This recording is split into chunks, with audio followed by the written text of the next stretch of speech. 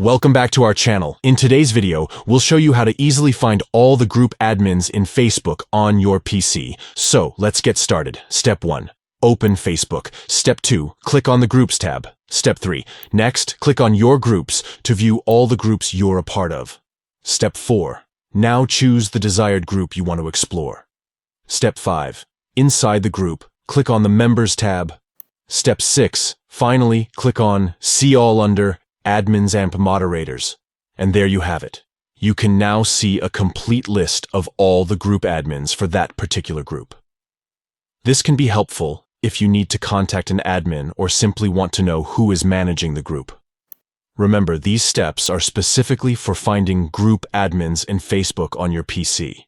If you're using a mobile device or a different platform, the process may vary slightly. We hope this tutorial was helpful for you. If you have any questions or suggestions for future videos, please let us know in the comments below. Don't forget to like and subscribe for more useful tutorials like this one. Thank you for watching, and see you in the next video.